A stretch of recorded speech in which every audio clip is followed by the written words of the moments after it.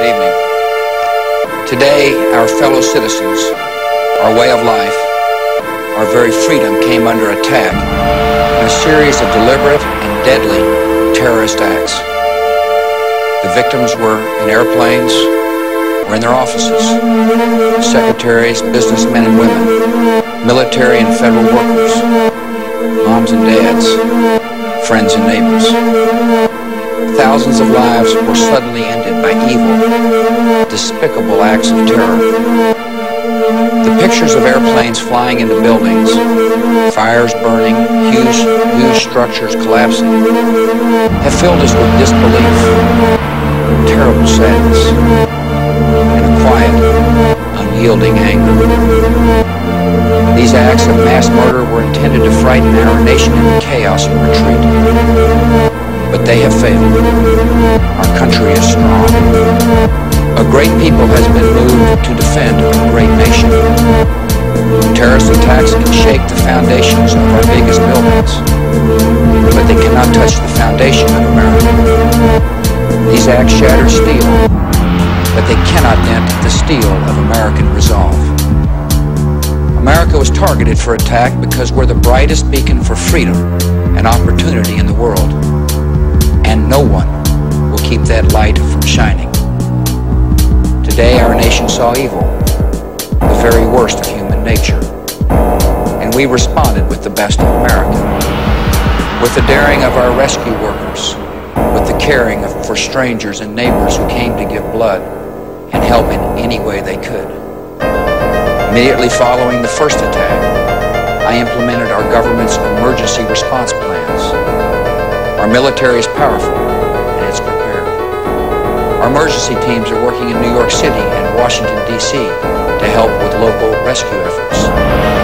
Our first priority is to get help to those who have been injured and to take every precaution to protect our citizens at home and around the world from further attacks.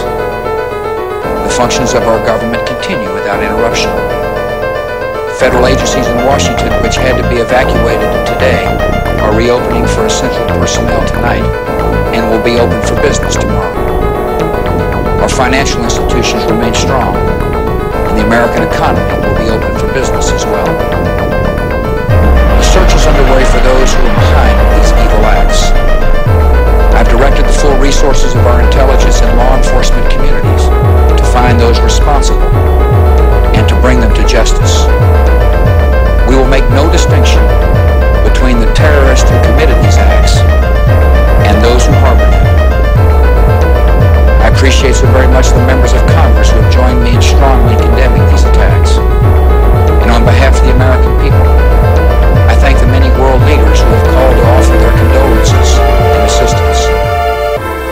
America and our friends and allies join with all those who want peace and security in the world. And we stand together to win the war against terrorism. Tonight I ask for your prayers for all those who grieve, for the children whose worlds have been shattered, for all whose sense of safety and security has been threatened. And I pray they will be comforted by a power greater than any of us, spoken through the ages in Psalm 23. Even though I walk through the valley of the shadow of death, I fear no evil, for you are with me. This is a day when all Americans from every walk of life unite in our resolve for justice and peace. America has stood down enemies before, and we will do so this time. None of us will ever forget this day, yet we go forward to defend freedom and all that is good and just in our world. Thank you. Good night, and God bless America.